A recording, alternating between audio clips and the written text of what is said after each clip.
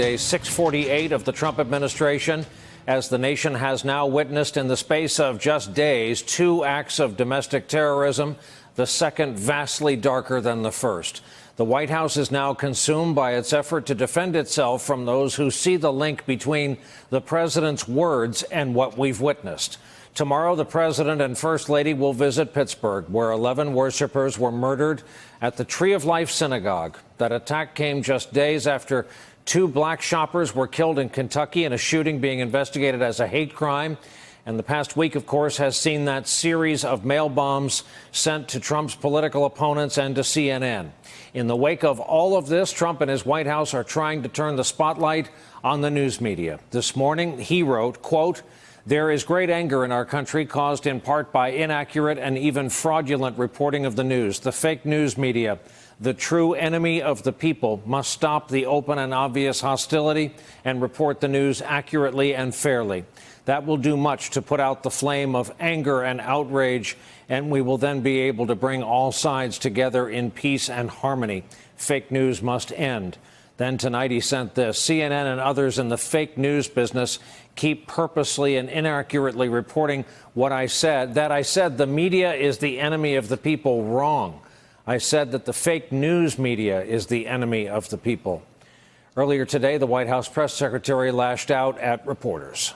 The very first thing that the president did was condemn the attacks both in Pittsburgh and in the pipe bombs. The very first thing the media did was blame the president and make him responsible for these ridiculous acts. That is outrageous that would be the very first reaction of so many people across this country. The only person responsible for carrying out either of these heinous acts were the individuals who carried them out. Tonight, Phil Rucker of The Washington Post, who's standing by to join us in just a moment, reports, along with his colleagues, on the administration's struggle to respond to the attacks days before the midterm elections. Quote, "Behind the scenes at the White House, aides have been debating how to strike the right tone between Trump's closing campaign pitch and playing the role of national consoler," according to people familiar with the conversations.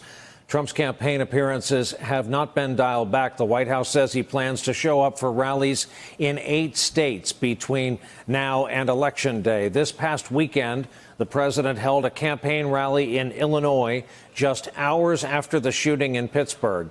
He complained to the audience at one event that day that it was a bad hair day for him because he had paused in the rain to respond to the massacre. That's when he suggested we might need guns in our houses of worship.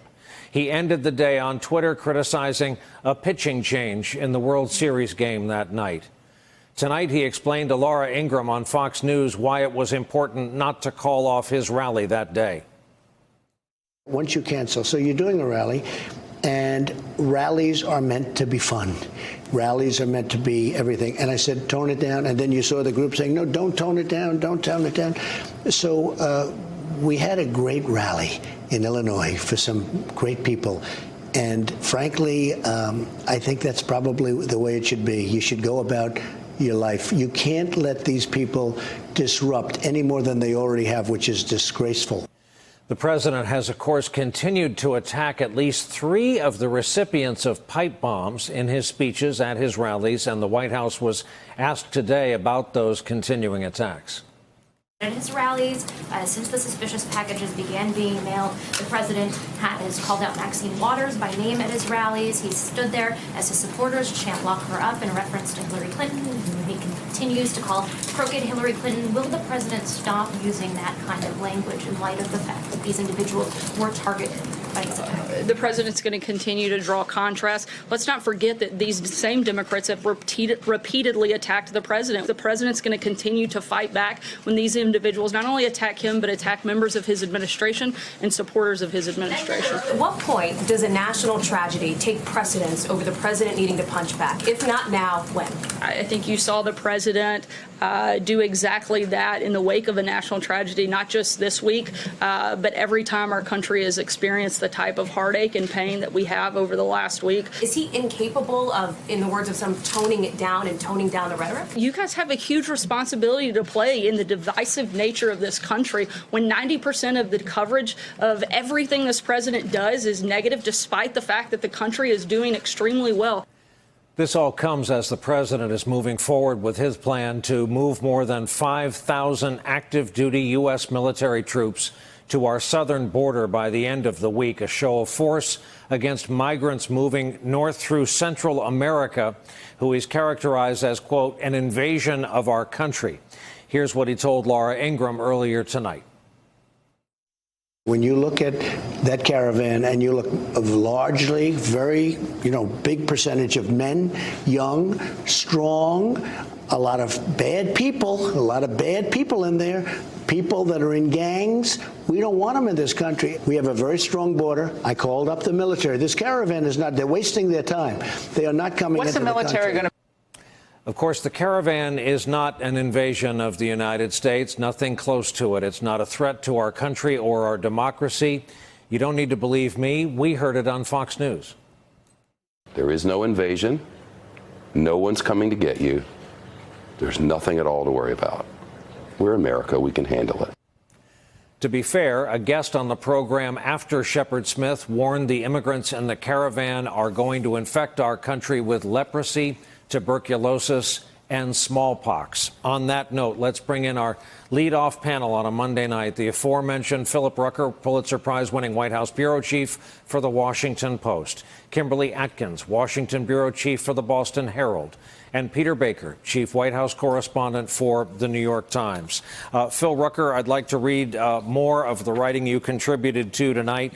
As the mail bomb and synagogue shooting crises unfolded over the past week, Trump received advice from allies who urged the importance of sounding presidential, though he was at times annoyed by what he viewed as unnecessary and gratuitous counsel, said one Republican in frequent contact with the White House. Phil, why this struggle over the center of the president, how the president portrays himself not to the base, but to all Americans? Yeah, Brian. Well, the first thing that we should clear up is that even the president's advisors acknowledge that he struggles with these sorts of moments of national tragedy and terror, that he struggles to show any empathy of any kind. This is not his forte. It's not what he's good at doing. It's not a natural thing for him to be trying to do. And so he effectively doesn't really try. He sort of reads through the scripts. He sends out the necessary tweets that that his advisors tell him to do to try to comfort the country, to try to unite people, to heal wounds, but then he reverts right back to politicking. And that's the real balance that you see right now between the president and his aides. As they're a week before the midterm elections, they want to be focused on the campaign. They want to continue what has been a scorched earth strategy of trying to tear down the Democrats to protect the Republicans in the House and the Senate majorities.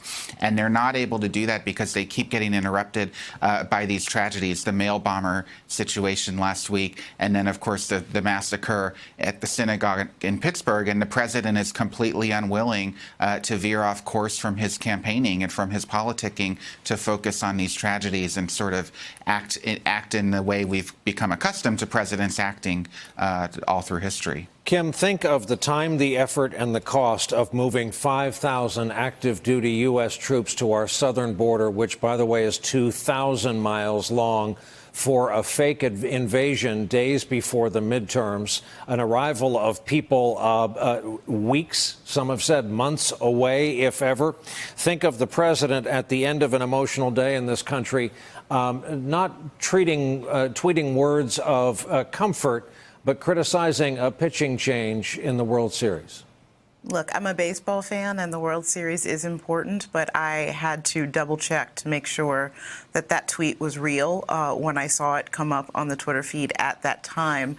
Yes, I mean, keep in mind, not only are we sending 5,000, more than 5,000 armed troops to the border, when 2,000 National Guardsmen are already there, that's a bigger military presence than are in some foreign countries like Afghanistan right now. This is not an invasion, as you noted. These are people who are fleeing poverty and violence, taking a walking trek that will take them weeks, more than a month to complete, if they complete it. coming to the United States asking for asylum, knowing that most of them won't get it. This is not an invasion. The idea that this is a vehicle for terrorists or criminals or others, most criminals and terrorists tend to use more efficient ways to try to get to the United States if they're trying to do that. So, but this is, of course, something that he wants done by the end of the week before Election Day.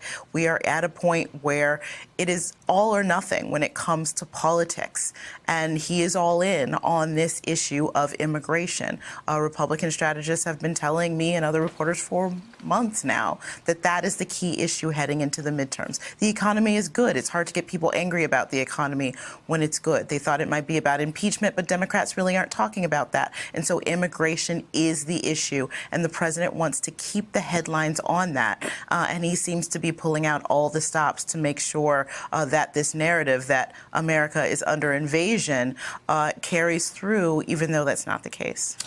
Peter, don't tell Kearns Goodwin or Meacham or Beschloss I said this, but it's much easier to be a historian because you can get comfortable and look back on something that was years earlier and say, yes, that right there, that was a moment. That was a moment for our country, and here's my underlying proof. My question to you is, you combine what we witnessed last week with this weekend, with everything we're talking about, real and shiny objects both. Is this yet another moment? Well, I think it is. I think it kind of brings back to the conversation a discussion about what a president means to us, what we want our president to be. I actually think that in the most recent few months leading up to this last 10 days or so, President Trump had begun to kind of change the conversation. He made it about the Democrats and their handling of the Kavanaugh hearing. He made it about this caravan. He was successfully changing the nature of the election to some extent.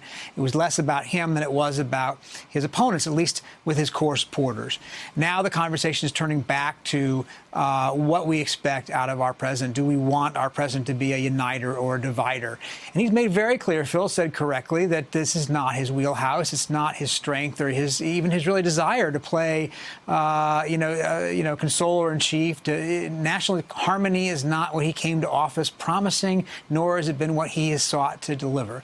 What he likes to do is to draw contrast, to use Sarah Huckabee Sanders' phrase, to show people who's on the right side and who's on the wrong side as far as he's concerned. And in many ways, what Doris Kearns Goodwin and Michael Beschloss and those others you mentioned, John Meacham, would tell you is that's a historic anomaly, that our presidents in times of crisis recognize that they have a higher calling than simply being another partisan. Doesn't mean that you can't be a tough and vigorous campaigner, but it does mean that at moments like this, the typical president has sought at least to try to bring us together rather than to continue to divide us. Hey there, I'm Chris Hayes from MSNBC. Thanks for watching MSNBC on YouTube. If you want to keep up to date with the videos we're putting out, you can click subscribe just below me or click over on this list to see lots of other great videos.